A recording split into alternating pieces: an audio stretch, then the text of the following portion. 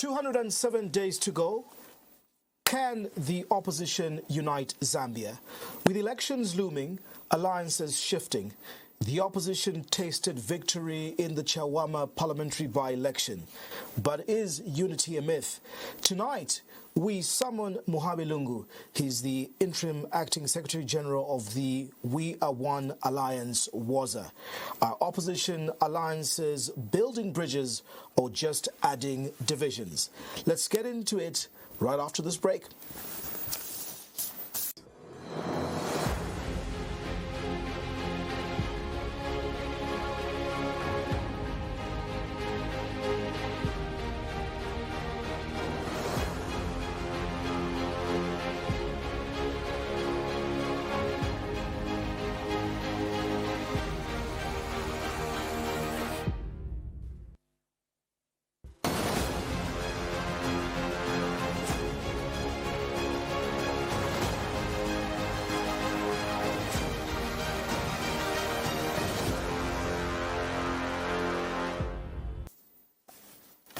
Good evening. Thank you so much for joining me on Costa. My name is Costa Mwansa. You're watching us live on DSTV channel 271. It's GoTV channel 20. Via Facebook, we're streaming live on Diamond TV Online. YouTube, it's Diamond TV Zambia. Muhabi Lungu, you're summoned to Costa Cross-Examination. Welcome. I am summoned. How are you, Costa? Thank you so much and a Happy New Year. Happy New Year to you too. Yeah, I hope it will be a prosperous new year for the both of us. Thank you so much. Let's get straight into happenings last week. Obviously, the ruling United Party for National Development congratulating the opposition. The Tonsi Alliance, through the FDD fielding Bright Nundwe, scooping the Chawama parliamentary by-election. What does this signify for the opposition? Does it mean that there is a wind of change? Was this a protest vote? What does the result of Chawama mean for you in the opposition? Well, I think that for most of us, what transpired in Chawama a couple of days ago basically represents hope that you can have a coalition of a number of opposition political parties if they agree to work together, and that they can defeat the incumbent government in an urban area, given all of the resources that were exerted by the current government, and be able to win. Clearly, coming after the heels of the Constitutional Bill 7 in Parliament, which I think made a lot of us quite despondent, I think that it is a ray of hope. And even if you look at the numbers within Chawama, particularly the UPND number, which was 36.7%, you can round it off to 37%. Shows that is their level of popularity. Now, the sample survey they are arguing is very small, but in terms of samples, it's very large. 18,000 people is a lot of people for you to give you a clear barometer as to what the mood within Chawama is, and by implication, what it may be for the whole country. Let's just get straight into those statistics you put out. 90,000 registered voters in Chawama. Slightly under 18,000 turning up. That is roughly just, if I look at it, below 20%, if I'm not mistaken, turnout. Now, when you're attributing those percentages, surely can we be using this as a yardstick to project into 2026, especially the low turnout and the high apathy? Well, I think that there are two things to consider here. The first consideration is that the 90,000 registered voters is not those amount of people who turned up in the last elections. So the voter turnout in Lusaka province in the last elections was, I think it was 67%. So even in the last election, you didn't have 100% turnout, and there is rarely any time that you have 100%. In the last election, the highest province which had the highest turnout was Southern Province. It had 83%, which is very, very high. In fact, abnormally high for Zambia, and we can deal with that maybe at a later stage. So given the fact that the voter turnout was 67, the fact that now it is about over 20-something, that is normal turnout usually for by-elections in Zambia, particularly when you consider that it is this late in the electoral cycle, meaning that we're about to just go to the election. So majority of people may feel, okay, look, there's elections 7 months down the line, so what is the point? So that would account for some of the apathy. But the second point is this. When we see results of opinion polls that are done by our colleagues in the West, in the US, and so on, the sample survey is usually a fraction of the voters in that population. Sometimes it's as little as 0.2%, because it's just an indicative figure of what, if you select maybe 1,000 people in a particular environment, how do those 1,000 people think? Now, if you consider what happens in Chawama, you're talking about 18,000. So as a sample, it is a very big sample, okay? If you add on to the fact that that sample is, as I said, late in the electoral cycle, then you have good reason to treat it as a possible reflection of how the people feel in Chawama. Let's go back to the point you just made earlier about the expected turnout in by-elections. Yes. We are just coming out of an amendment to our constitution in now Act number 13 of 2025. Part of that debate was obviously whether we should do away with by-elections or not. What has been returned is that to uphold democracy, the by-elections will continue. Was this by-election necessary 7 months before an election? No, I think that this is a very political question. I don't think that it was, because the by-election did not result out of somebody dying, or the normal way in which we have by-elections in these countries usually is basically two. It's either someone has died, or some party has expelled someone, or someone has resigned. Those are really the issues for which we have by-elections. But in this particular case, the by-election was induced because it was a derivative from the issue to do with the burial of the former president. And the issue surrounding that, which I think in many ways necessitated that the incumbent MP at the time could not come. I mean, she's still mourning, the father is still interred, and I think that, to be fair, I think that the decision that was taken by the National Assembly to vacate her seat, knowing that in 4 months' time there will be a dissolution of Parliament, is outstanding. You know, it is difficult to understand, and I think I am one of those who believe that this by-election was not necessary. You know, we have advocated so many times since we went into a multi-party system that our politics and our campaigns must be issue-based. Yes. Sadly to say, even when you look at the campaigns for Chawama, we are yet to have the Kasama mayoral elections, where sadly there the mayor did pass on, like you're saying, is what requires. Did this election in Chawama really target issues of development and real issues of the people of Chawama, water reticulation, health services, education, and so on? Or was it around emotion? You've already mentioned the fact that President Edgar Lungu, who sort of hailed from Chawama, has not yet been interred. Some feel that it's a sympathy vote in the manner in which Tasila Lungu, the former MP, was treated. Did we address the issues? Have the people of Chawama really benefited in any way out of this by-election? Well, as I said, I think that this election should not have taken place. But obviously, it was declared, it was nullified, and it did take place. Is it beneficial to the people of Chawama? I think that you do need to have a representative of a constituency. From that point of view, I think it was important because it was declared vacant. Did it deal with the issues? Having followed very closely what was going on in Chawama, I think that they did deal with the issues.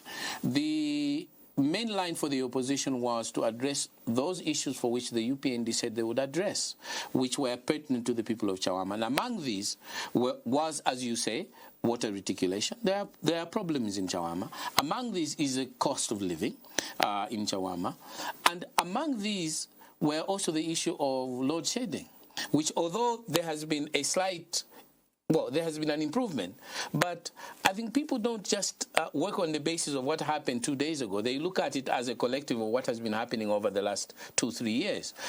So there were those issues. There were issues to do with energy, there was to do with standard of living, and there were issues to do, as you say, with just amenities. However, there were also issues which you referred to as emotional issues. Unfortunately, Costa, the realities in people making choices are not always based on just economic and social parameters. Sometimes people make choices about the MP and about the government on the issues which they feel are injurious to them as a society. Was this the case in point? I think to an extent, yes. I think that to an extent it did factor in the way people voted, and given the fact that this issue is still an outstanding issue, it may continue to be a factor in the way people are going to vote as we go to the general elections. The government can ignore it at their own peril, but certainly it is an issue. You know, there are some people who will vote against a candidate just because the candidate was rude to them. I mean, it has nothing to do with economic parameters. I always point out to the fact that if you look at economic parameters in this country over the last 35 years, some of the best economic parameters were in 2011. You can't compare the economic parameters of 2011 to the economic parameters now, both in terms of reserves at the central bank, both in terms of the exchange rate parity, and then it was almost 1-4. If you recall. Also in terms of the level of investment, all of the parameters, and even in terms of the level of debt in 2011, all of those parameters were exceptionally best. But the incumbent government at the time, President Rupiah Banda and the MMT, lost elections. Okay, so that gives you the indication that the reasons why people vote for a particular government or against another government is not necessarily only on just the economic fundamentals. When you put that analysis of economic and social sentiments, emotional, populist politics at play, does the Chawama result signify a vote of no confidence in the UPND? No, I think that it does. I clearly think that it does. Largely going into 2026? Or this is just a small sample for Chawama? No. If you look at the trend of the way voters in Zambia have been voting over the last 30 years, you will find that the trends are very similar at a district level. So if you look at a particular district and you segment them, you will see that what matters most in terms of comparative voting in this country is district. So Lusaka district will swing one way, maybe Choma district will swing another way, Petauke district will swing. Usually there is a trend. That is the reason why, if you look again at all of the elections we've had, there is usually one political party that dominates all the 7 seats in Lusaka. Maybe 1 or 2 might be won by another, but usually all of them, the pattern is the same. And you may be aware that I've been doing a series of articles, and in those series of articles I've been saying that according to the methodology that I've been using, the UPND as popularity at the moment is hovering between 38% to 42%. Let's get into that when you talk about trends. You've spoken about district level. Let's look at a general election picture and trends. Since multi-partism anyway, UNIP ruled 27 years, then the MMD came to 20. After the MMD, we've seen that usually it's a 2-term thing for a party. I think the PF came in with 2 terms, and then so the MMD did 20, they were booted out. The PF did 10, they were booted out. Do we see a possibility of a downward trend for the UPND to do 1 term? Because usually we see that a party will do 2 terms. Not less than 2 terms. Okay, first, let me just finish the earlier question, if you allow me. I was saying that the issue of popularity in terms of percentage with the UPND is between 38% to 42%. They are claiming that they are at 70%. That is just self-delusion. What parameters are you using yourself? Well, I have a methodology which will take a long time for me to go through. But I assure you that I am not guessing these figures. And what I wanted to do is to compare them to the percentage with the UPND got in Chawama. As I said, they got 36.7%. Okay? Now, that is within the parameter. You can say it's even a little bit below. Now, the question you have to ask is that with all of the resources which they put in Chawama, being an incumbent at this period, why should the incumbent government get 46%? 36.7%. It gives you an indication of the sentiments of the people. Now, their claim is that they have sorted out all the economic fundamentals. But the people say you haven't. Beyond that, people are reacting to issues like the president going down to the southern province and weaponizing ethnicity and saying you get on the bus and you get to Lusaka and you are beaten. And so all the other people say, but what is this? Is he saying that our level of discourse should be reduced to ethnic consideration? So all of these are issues which have impinged on this. So I just wanted to clarify that. But to your question about other political parties having had 27 years, 2 terms, and so on, are we going to break the pattern here? I think that the pattern will be broken, but I should remind you that it is not always necessary that or a must that the political party should have 2 terms. If you recall, in 1996, when it was the second term for President Chilua to win, you recall, in order to win that election, he had to change and amend the constitution in order to exclude his main opponent. And if his main opponent had stood, we have no empirical evidence to suggest that Chilua would have won. There's absolutely none. In fact, if you ask people who were around the Chilua administration, when senior citizens had gone, and you can ask John Sangwa this because he was told by Mwanakatwe, they had gone to President Chilua to say to him, look, there's no need for you to bar KK, because all the conditions show that you are going to win. And of course, he had reports from the intelligence, and his response to him was, okay, yeah, that is true, but suppose he wins. Okay? So from the perspective of someone in his government, it's never a given that you win just because you are guaranteed 2 terms. It's not correct, okay? So as you rightly put it, the MMD was eventually booted out. The PF also, in their second term, if you recall that President Lungu beat HH by how many votes? By 27,000 votes in going into the rerun. Okay, and he required support from the MMD in order to win, because I was part of that process. Because RB, if you remember, helped to support Edgar. That's the 2015 to 2016. To 2016. 3 years later, or no, in fact, it was 1 year and I think it was 18 months later. You can see how difficult it was for the Patriotic Front to win. In fact, HH, who had previous to that had been scoring 25%, 18%, 19%, scored more than 40%. Okay, so again, the margin was very small. President Lungu won the elections of 2016 with 50.053, I believe it was. He just scraped through. Yeah, any little trigger there could have gone wrong. So again, the margin was very close. So the point I'm making is that if you look at our history, there is no guarantee that you will win the first term unless either you cheat or you pull out all the spots. In fact, if you recall, the position of the UPND in 2016 in regard to 2016 was that the elections were rigged. Okay, they believed that they actually had won the election. They took the matter to court, and that matter, which resulted in the court saying that the PF should continue, has now resulted into the removal of how many judges? Because many years later it had an implication to this. So likewise, for the UPND to argue that the only reason why they are going to win win in this next election is because they are guaranteed a second term is a fallacy, and it's a very dangerous fallacy on their part. Before we tackle the issue of alliances, let's just quickly wind up on this issue that you pollsters and others that are projecting these percentages. You're saying they're talking about 70%. You don't believe it. You've got your own methodology. Another school of thought as we go into August, into the August election from 2021. Do you feel, Muhabi Lungu, that things have shifted? The UPND still believe that they've maintained strongholds in Northwestern Province, Western Province and Southern, and they're still galvanizing on that.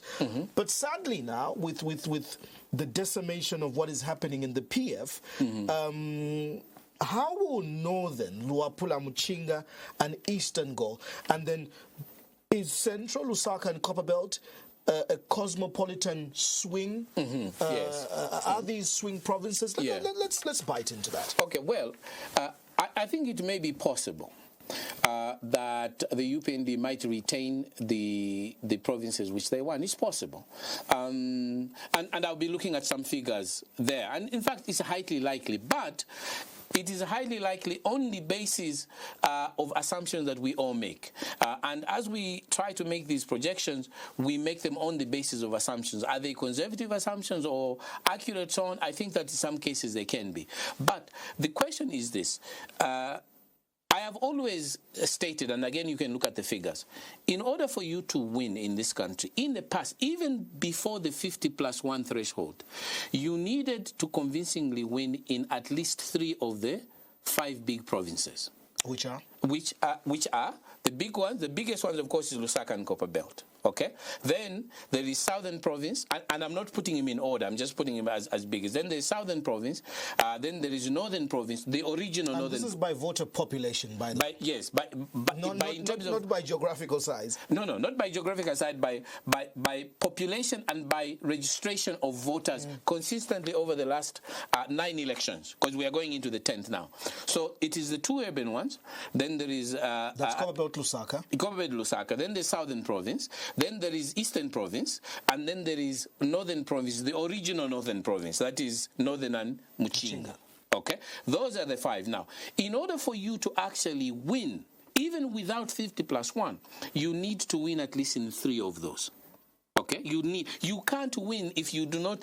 Anyway, the path is very difficult if you don't win those 3. So, for example, President HH was winning in 4 or 5 provinces before, but because he was always losing in Eastern Province, in Northern Province, in Lusaka and Copperbelt, he could not win. So, in 2021, the reasons why he finally won is because he had Southern Province, which had already been winning. Then he won Lusaka and Copperbelt. Have things changed? Because that yes, they have. That 1 million gap in 2021, which many largely attribute to new voters. Yes, they have. They have. But before we even go to the new voters, let me just say one of the indicators that things have changed is because of what again happens historically.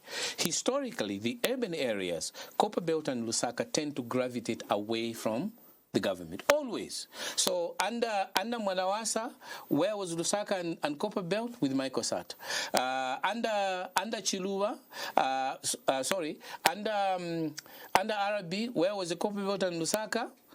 With Michael Sata. When Kaunda lost in 1991, where was the biggest and strongest punch? Lusaka and Copperbelt. So urban areas always gravitate away from the ruling. But with that said, if the UPND are still based, and you can get into the figures, are still present in Northwestern and Southern, what are we making? Because really...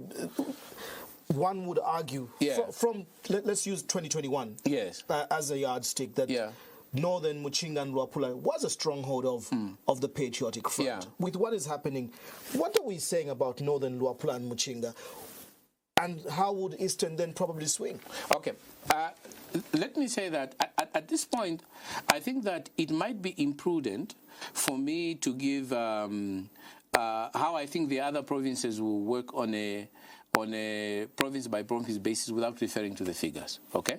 Now, the figures that I wanted to share with you here were in relation to the argument that we've been making as WOZA, and of course also on an individual basis, that if the opposition does not have one candidate, that we would be putting ourselves in what I would call a jeopardy position. Let's get into it. Yeah, so one of the biggest arguments is that how do you have a path to winning?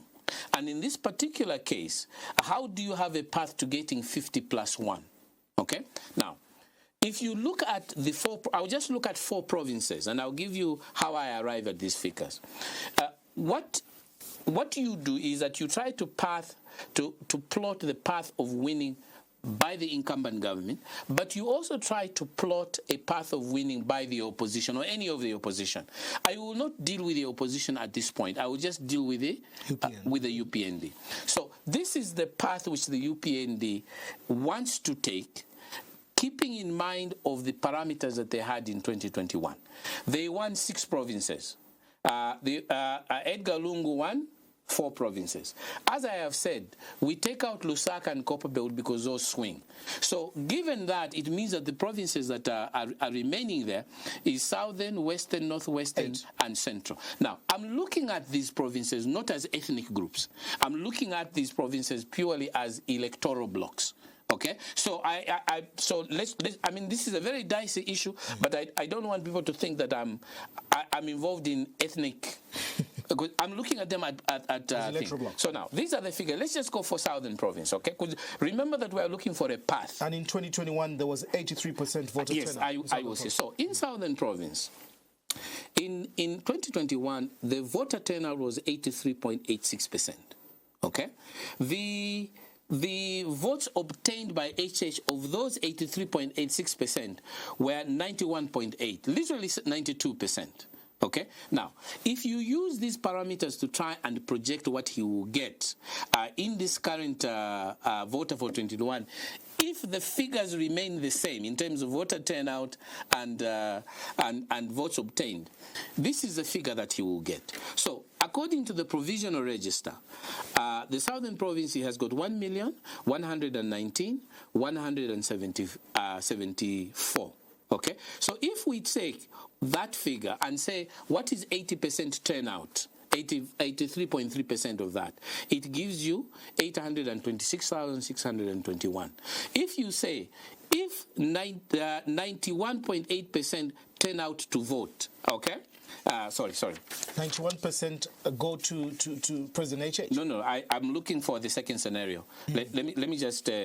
Let me double back. I made a mistake. This is the second scenario, which we can decide. Now, the first scenario is this: the number of voters for the Southern Province, as I said, is 1,119,000. If you take 83% of that, those people who will go to vote will be 938,000. Okay.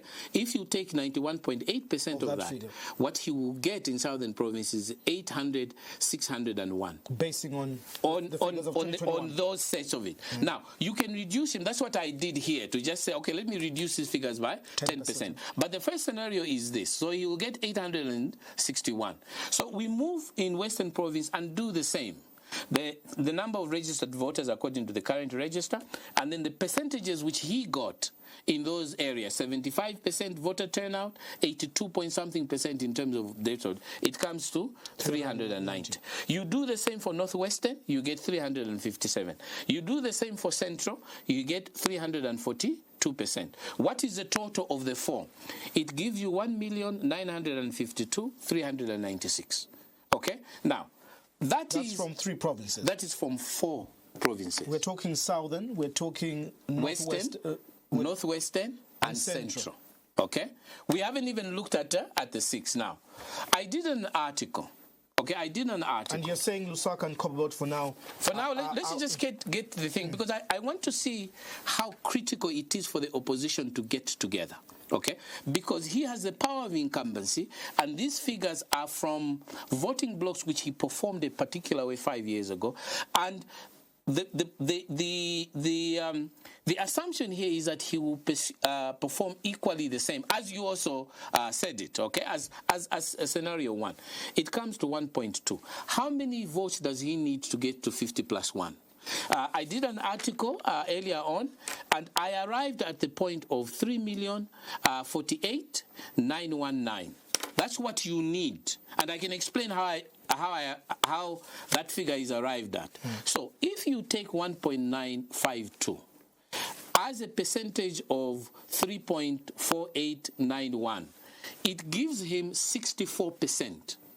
Okay? Now, what that means is that in order for him to get... Using the 2021 voter register? No. Using... The provisional? The provisional register, but using the assumptions of voter turnout and votes obtained from 2021, which we can adjust, okay? Using that, he is 64% nearer to getting the target. What he needs, the balance, is 36% from 6 provinces.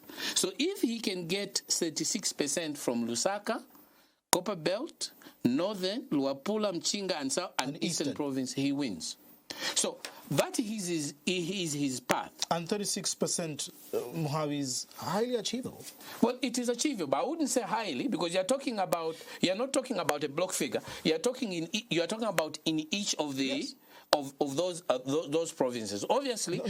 Just hold on. Yeah. Not that you get some to make 36%. You're talking about 36% in each of the. No. You're talking about if the quantifiable figure is 3.4. You're talking about the balance of that. All of that has to be taken from all of the 6. So, for example, if he performs very well, let's say for argument's sake, if he performs very well in a particular province, it means that, for example, maybe he gets 45% in one province. It means that the 36 that he's getting in one other province has to be lower because he's already covered up. But the point is that it is possible to get 36% from the other 6 if you have got a ring fence that is powerful.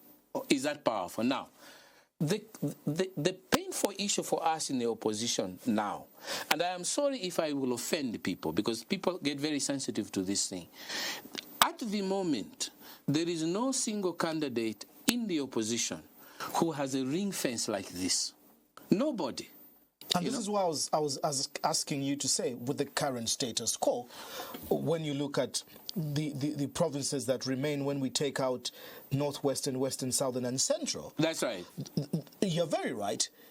Is there any opposition that we can say has galvanized Eastern, Northern, Muchinga, Luapula? Yes. Even Copperbelt and Lusaka? That is the reason why I am saying that it makes logical, practical sense for the opposition to identify and back one candidate in order to overcome this ring fence, which already has. Now, it may look like it's not possible, okay? But it is very possible. The reason why it is possible is that the information that everyone is obtaining, as was given by Chawama, is that a significant proportion of the voters are dissatisfied with the UPND. Okay?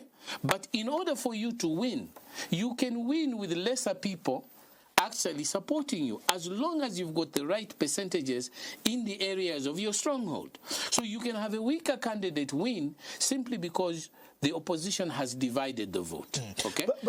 But if you talk about the outcome of Chawama and the fact that already the UPND seems to have a ring fence with the examples we're giving, if the opposition is not united, the likelihood of it is that then you will see apathy on it. That is the reason why I'm telling you that you see, you can't say that even if this person is unpopular, that they will definitely lose, because you don't win by the majority of people not liking you. You win by assessing the number of people who actually go to vote and what the percentage of those people is. So if the general population is of view that the opposition doesn't have a candidate that is exciting, what will happen is that a significant number of people will stay home. Okay? While the support base of that person who they want to keep will go to vote, and their vote will be enough to reach the 50+1. So what needs to happen is that the opposition, all of us in the opposition, need to find a candidate who we can all support, one, and that candidate will then be able to create a ring fence simply because that there is a unanimity in terms of those who do not want the current government to continue. But let me make one proviso. Let me make one proviso before I proceed. This is not to say that these votes from Southern, Northwestern, and so on are guaranteed. Okay? And this is not to say that the opposition, if they find a singular candidate, that they should not go into these areas. Okay? This is not to say that. Because if the opposition is divided, like it was to an extent in 2021. Even in Chawama, the opposition was divided. Right. What you will find is that the highest candidate in Southern Province got 5% of the vote in Southern Province, which was Edgar Lungu. And then others got to a little also. But if you have a united candidate, you may be able to get 10% or maybe even 15%, which is possible under these conditions within the Southern Province. That adds votes to you. Okay, that is the reason why it is extremely important. And as I say, I belong to a political party, Costa. I'm a member of the Zambia We Want. There is nothing more than I would want than my president, Kapembwa Simbao, to be the flag bearer. Okay, and if there is a selective process, we will offer our flag bearer. But I know that my flag bearer, with all the good things that he has, very good CV, good guy, honest person, respectful of others, I know that when I look at the figures, I cannot behave as if the ordinary party cadres will fall with your relation to say, I have to be able to say to my colleague, look, what is our path to ensuring that we get 50+1? Okay, that is what I have to say. Now, almost all of the other candidates in this regard are very far from the 50+1. It's possible. In fact, apart from this scenario, if you want to call it, there are 3 scenarios pathway for which an opposition candidate can actually get 50+1 and defeat the incumbent government soundly. There are actually 3 scenarios. But the weightage of that scenarios depends highly on us having either one candidate, okay, or maybe 2 good ones. Before we come to the nitty-gritty of why is the opposition failing to unite, let's go back to these figures that you've tabulated. Yeah. There were fears that once Bill 7 is enacted, now it is law, delimitation has to happen. Yeah. Will delimitation in any way affect? Yes, of course it will. Of course it will. It will affect it because I'm sure you've heard the term. I've heard you say it on TV before. There is a term in the United States called gerrymandering. Okay? And gerrymandering is a process by which the way you delimit a constituency can actually give a particular advantage to one of the political parties. Now, currently, we have 2 issues which are very troubling to us in the opposition. One, the register, the provisional register that is there today, has got so many discrepancies and numbers which are unexplainable, and weightages in terms of national averages and provincial averages which are very suspicious, and we have demanded that there is an absolute need to have an audit of the provisional register before it is certified. And we will be writing a letter for us as WOZA to the Electoral Commission to request that there should be an audit, because we think that there are many issues which need an explanation, which we cannot quantify. For example, and I'm getting to your question. For example, if you compare the register of 2021 compared to the register of the provisional register of 2025-2026, again, I'm looking at it as a voting block.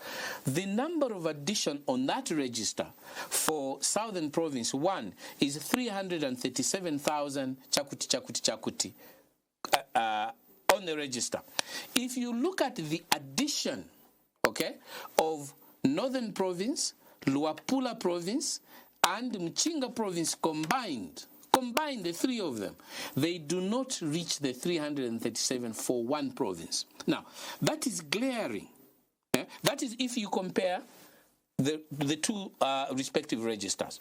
But even if you don't, even if you take away the register for 2021, just those that registered since the mass registration, continuous and mass registration started, you will find that again for southern province, and I've got a figure here. Let me just show it to you. You will so that I am not dreaming. So the registration of just the new voters for southern province is 261,074. For Lusaka, for Luapula. Yeah, for Luapula province is 133. For northern is 117. For these two, it is 251. Lusaka and Luapula is less than one province. Okay? If you combine this one, Mchinga, the difference again is negligible between one. If you put western and northern, then the difference becomes 576. New register for these three provinces, and for these provinces the register becomes 337. These three combined in terms of population compared to this one is almost double the population. Now that is an anomaly. I am not dreaming it. I am not fabricating it. It is an anomaly. So you want to know why is it that you've got these sorts of percentages varying for the same exercises, and we think we understand what the problem is. So because of this, we want to have the register audited. Now I can give you 7 others, okay, but I want to jump from there and come to the issue which you have raised about delimitation. So this is one issue. According to the law, the ECZ a law, you are not supposed to be the register should not be ready before you delimit. Okay? Delimitation must come first, and then you have a register. What will happen now is that after they delimitate, after the voter, you've already had a certification of the register now for it to be certified. Then you start playing around with which constituency. For example, if you divide, let's say Chongwe. Don't you think they'll still do that because it's inevitable? No, they have to do it. Or we're putting the cart before the horse. But the point is sequence, okay? And because if the sequence is after, what you are now doing then is that you are now dividing polling station in Chongwe, where now maybe there will be 3 constituencies. Now you are saying, oh, this polling station and this polling station belong this one. So now you are doing the partition all the way to the level of the polling districts. Now, that process requires that there has to be an amount of due diligence to ensure that the polling stations have been correctly aligned to the new delimitation. That is the reason, again, we are asking that there should be an audit. Do we have enough time between now and but there has to be an audit. August, because the ECZ issued a statement that they've started the process of delimitation, and based on the calendar, the electoral calendar they released last year, they say everything from April will go as planned from last year. So between now and April, these things that you're talking about need to happen. Yeah, of course. And April is just 3 months away. Today is what? Is today the 18th? 18th of January. Yeah, January is already finished. So one doubts as to whether there's enough time. But if we add on the issue of having an audit, which I think it must happen, I think that when I was on one of the shows, I think it must have been on one of the radio shows, someone raised the issue of the legality of having an audit. Okay? And what many people don't know is that we had an audit in 2016 in this country. The Electoral Commission under Priscilla Isaacs actually offered a tender, and the tender was awarded to a Kenyan company to do an audit of the register in 2016. And one of the recommendations of that audit was that there should be periodic audits of the provisional register. Just like you have got annual audits of companies, of government ministries, of even banks. Because anything that has to do with money, anything which has got to do with values which are represented by figures, you need to have audits which are regular. So you can't say, oh, the last time we did an audit is 2016. How many years ago is 2016? It's almost 15 years ago. Okay, it's almost, is it? Yeah, it's almost, it's 9 years ago. It's almost 10 years ago, okay? And you have a situation where two things have happened. In fact, I can say three. Let's list them, which are very important. And as I said, we think that we know what is going on here. And for us to be convinced that there is no foul play, we think that an audit is very important. So, number one, you had a realignment of districts in this country. Do you remember? We have 116 districts now. Yes. We had 116 districts, but the way those districts were realigned, if you remember, under President Michael Sata, Chawama was taken from Eastern Province to Mchinga Province. Iteztezi and I think Kafue or something were taken from. Iteztezi and another one was taken away from Southern Province and taken to Lusaka. What was, I think, Miyombe, Mchinga, and so on. There was that realignment. Now, when the and that realignment required that the voters' register had to be realigned now to those new districts in terms of the partition of parliamentary seats. When the UPND government came into office, they realigned again. So Chawama went back to Mchinga. It went back to Eastern Province. Yeah. Okay? Iteztezi went back to Southern Province. That then requires that even the register had to be realigned. Okay? Now, when that happens, there has to be some form of due diligence, because there are questions to be raised whether it looks simple, okay, but it changes the parameters in terms of national representation per province as a percentage of the register. So that's one. Two, as I said, there has been now a delimitation that will take place, okay, and that delimitation also requires a realignment of constituencies. Again, okay? The issue here, the technical committee has merely made a proposal that we must delimitate to add 70 new electable seats. Yes. But again, it's on the onus of the ECZ. The proposal is that 7 per province, but they're not mandated to follow that. It's merely a recommendation. Well, I think that there are many things that we need to consider. Not only the fact that they are not mandated to doing so, but the fact that the general public, as of now, we've never seen any delimitation report. Nothing. We've not seen it, and you don't operate like that. Secondly, the Constitution has already been changed. So, as we're speaking now, the Constitution is saying that in the next elections there have to be 226 electable constituencies. Yet, 4 months from the dissolution of Parliament, none of us know what those are. And you don't do things like that. I mean, really, you don't do things like that. It's unreasonable to do things like that. But the Constitution has passed. We can't ignore. It has now become a law, so they have to push it. But the question is, to what extent of efficacy, to what extent of developing confidence of the stakeholders will this be done?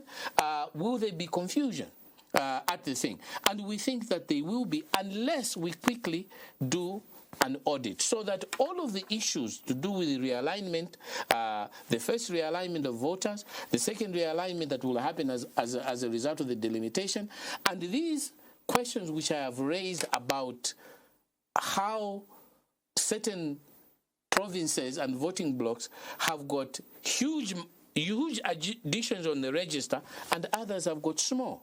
We have to ask this. When the tender was being floated by the ECZ in order to procure kits, there were 2,000 and something kits, okay? When the tender was being procured, you can ask this. The tender was cancelled twice because there were, in fact, allegations that there was some form of impropriety, let me say, in terms of the tender process. Eventually, they procured the company that was going to do those kits, how those kits were distributed to each of the respective voting blocks. We need to have an audit as to what parameters were chosen. These are voter registration kits. That's right. What parameters were chosen in order to allocate a certain number of kits in a particular voting area. That will inform us. It may be an explanation of why the figures. Have you already written to the Electoral Commission? No, we have not yet written. A draft was there. Okay, but I think that I had felt, and some of my colleagues had felt, that perhaps we need to hold it until the Chawama by-election has gone ahead, in case there is an accusation that what we're trying to do is just to muddy the waters. So it will be written, and because there was already an audit which was done in 2016, which was pushed by CCMG, I think it's called, the monitoring voting with the churches and so on. And that audit was financed by the UNDP, okay, in 2016. We are hoping that we, as one of the key stakeholders, will be able to raise some concerns and request the ECZ to have an internal audit, and then have some of the other players also push it in. The Constitution in Article محمد in some parts does also guarantee that citizens or stakeholders such as yourselves can challenge this through the courts on the aspect of the register. People already have. There's actually an ongoing matter currently going on. A colleague of mine shared a petition which actually has been filed in the courts, indicating that the process that has been taken in terms of the Constitution, then the provisional register, and then now delimitation coming out, is in fact against the rules and regulations which were designed by the Electoral Commission. Now, I'm not conversant with that, so I don't want to go into that. But there is a matter in the court. Now, because there is a matter in court, Costa, before you ask the next question, I think it's only fair, okay, without making any form of grandstanding or being theatrical or being, verbose or whatever, it's only fair that if we have to have an electoral process for which every one of us are confident that the Electoral Commission and the government have to give us our chance to be able to say, let us raise the questions which need to be raised, so that all of us are sure that the register is without fault. So that all of us are sure that there are no loaded dices in this. So that is the reason why even the numbers I gave you about the path of victory of, say, the incumbent are based on numbers which we are not sure whether those numbers are accurate. If you look at the voter turnout of 83.8% in Southern Province, compared for the same year to 63% for Eastern Province, okay? That's a 20% difference for two constituencies in terms of voting blocks which are of the same size, in fact the Eastern Province being a little bit larger. If you look at the votes obtained by one candidate in the Southern Province of 92%, never in the history of this country has happened. It's possible that is a real figure. But it is also possible that it is reflective of some mingalato. Now, I can't say that it is mingalato, but because I have seen that there is a blip in the information. Hence you're calling for the audit. Yes, I have a right to do that. Let's address the elephant in the room. Yeah. There was a meeting, should have been last week or over the weekend. I saw a headline in the Daily Nation where some senior citizens, the likes of former Minister Dr. Boniface Kawembe, Dr. Mbita Chitala, former Chief Justice Justice Lombe Chibesakunda, calling for, again, what you've been saying here, a united opposition. Why has the opposition failed to unite? Even like I've just said, in Chawama, you had leadership movement, you had had Citizens First and the others. Even these alliances, we heard first of the United Kwacha Alliance, UKA, then there was Tonse, which is having its own battles there inside with other parties coming out. There's the People's Pact now with the Socialist Party. There's now the We Are One Alliance with Zambia We Want, UNIP, ULP and Heritage Party and the People's Alliance for Change. Why all these divisions? Well, I think that well, maybe first of all, let me acknowledge that the meeting did take place. There was a meeting that took place on Friday, where we met at the Kapingila House, and we had more than 40 participants. And we had, I believe, more than 10 parties that were there. And others apologized because they were out of station. Okay? And I think it was a very good meeting. Some resolutions were adopted. There were 10 resolutions that were adopted. And a steering committee or an organizing committee was put together to finalize a few pertinent matters that might lead towards a national conference to be held, which we will now consider selecting a team and then selecting a singular ticket. So I think that many of us are very satisfied with what happened. It was a meeting for a whole day. Next week, that committee which was selected, I was of course I'm honored that I am a member of that committee with several. It's quite a fairly sizable committee, in order to organize a possible conference for us to select. The question is who was in attendance of this meeting? Because, I mean, like I'm saying, there's WOZA now, there's Tonse. I don't know if UKA is still there, because these are the alliances we know. There's UKA, there's Tonse, there's WOZA, there's now the People's Pact. Who attended this meeting? Let me not get ahead of myself by saying things which I'm not mandated to say. Okay, I have to take a careful line here. But let me say that we had a significant attendance from the key players. And as I said, those that were not there passed apologies and gave a commitment that they would have been there had they not been out of town. Okay? So I think that given the fact that this was a meeting that was called by the Council of Electoral, I think everyone wanted to be a part of it. There were a few people that did not come. Okay, a few people. Just I think that of what I would call the mainline opposition. Would say a few parties. You would say a few parties. A few parties that did not come out of the ones that you would regard to be of a certain weight. Let me just say. Okay, so that was done, and I think that within the next week or so, we will be giving you the progress as to whether this thing is actually working or whether it will fall apart. I hope that it will work, but I don't want to start telling lies. I'm hopeful that it can, but I do see that there are a lot of imponderables as well. And one of them is the question you've asked me, which is saying, what has happened in the past? And I would say that there are three key issues that create problems for a unified opposition. The first one, it is just egos. It is just egos, because our system in Zambia seems to be designed that the ultimate apex of the greatest success that anyone can reach is the presidency. And the presidency in this country represents instant wealth. Okay? You are going to be an instant millionaire if you get it. And the presidency in this country represents that the circumstances of your whole entire family changes like this. And the presidency in this country also signifies that your whole ethnic group can change. Is that what it's supposed to be? It is not supposed to be like that, but that is what it is. So because it is like that, it is like for you to get to the presidency, you've won a jackpot.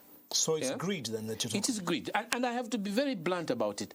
Primarily, it is greed, because everybody feels that once I get this, my circumstances change. It is not about the people. Yeah, but is it not about serving the people? And is it you or is it the party that the people want? Because as you explain these challenges or bottlenecks, what really has been the departure point? Because like you're saying, in this meeting you had relatively parties that you're saying, quote unquote, people may consider have the weight. Yeah.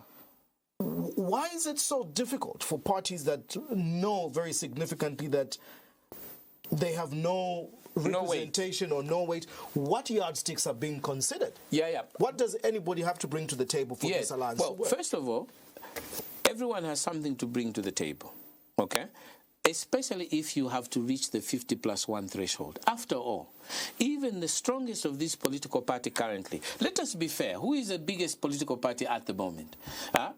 Both from the point of view of parliamentary seats, as well as from council seats, as well as from mayoral seats, clearly it's the PF. But the PF did not get 50+1 in the last elections. The PF in the last election got, I think it was 37 point something %. So even if the PF is to insist that we are the big boys, we can do this alone, they will not get 50+1.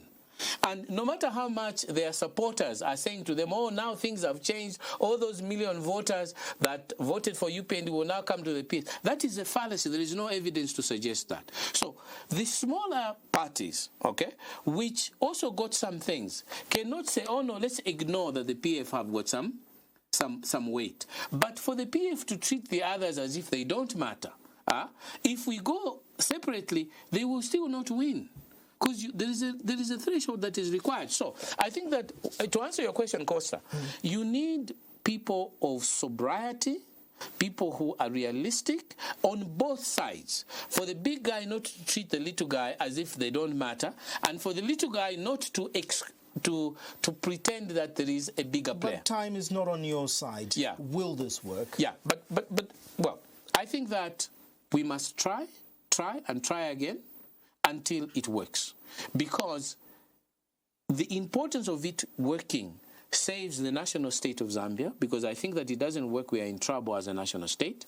It working saves the democratic system of Zambia, because I think it doesn't work, I think that we are in trouble democratically. Okay, so the existential threat that is there for the Republic of Zambia must energize all of us to ensure that it does work. Okay, but you had asked me a question, what are the things? I said one of them is egos and arrogance and what the presidency represents. That's why many of us, the majority of us, believe that the powers of the presidency needs to be reduced. So that this issue, the president should become one among equals. The president should not become a god, which it is, according to our current constitution. So all of us are agreed that that needs to be revised. And whoever we select, if we succeed in terms of trying for us to push them, we want that person, her, him, whatever, to be able to make a commitment to all of us that one of the priorities that we are going to ensure is to ensure that we reduce the powers of the presidency. It's just too powerful. The other thing that creates problems in this country is that we have got too many small men who are being lied to naturally. And I'm not talking about anyone in specific. I just said two small men of envy and ambition that are being lied to by their own supporters that you alone can win. And then they say, you know, in fact, we don't need to come together because the opposition is not the opposition, it's the people. That is a fallacy. People must be led. People don't go out by themselves to go vote for a fictitious person on the ballot. There has to be a person on the ballot which a critical mass of the Zambian people are prepared to wake up at 6 o'clock, at 5 o'clock in the morning, go queue for a couple of hours and vote. To suggest that because there are so many places where minority governments have hung on to power when the majority don't want you. Under those circumstances, you can't say it's the people that the opposition. That must be changed. The last thing is that in this country, we have come to the situation where every one of us who have got a little name, have got a little organization or a big organization, think that we can cheat our way to being selected as a candidate. So everyone will say, no, me, I'll support you. If me, I'm not the winner. Immediately you don't win, you start now saying, oh no, the elections were not good, so I'm leaving. Oh no, you defeated me, so I am not going to help you change the name of the office bearers at the Registrar of Society because it's not me who won. Now, that shows the level of immaturity that we have. And I'm saying this strongly because we can't afford this. this. This thing cannot be about Muhabi Lungu. It cannot be about Chishalakateka or about Simba or about Saki or about Pak or about Munduire, about Makebi Zulu, about giving women. It cannot be. It cannot be about Hari Kalaba or KBF or whatever other names that you see. We as a Zambian leadership in this country should stop being manipulators and too preoccupied with our own self-importance and begin to look at the bigger picture. And that is why the Council of Elders have invited us together. Thank you so much for coming through to Costa this evening. Okay, great. I'm grateful. Thank you very much for the invitation. I'm very grateful. We've been discussing, obviously, the workability of alliances and the opposition galvanizing 7 months before the August 13th general election. Could it be possible? The Council of Elders meeting was held last week, and obviously much is expected. We've done permutations of what the outcome may likely be, according to Muhabi Lungu's calculations, based on 2021. Could this just be, and what does Chawama signify on the road to August 13, 2026? Costa cross-examination now adjourned.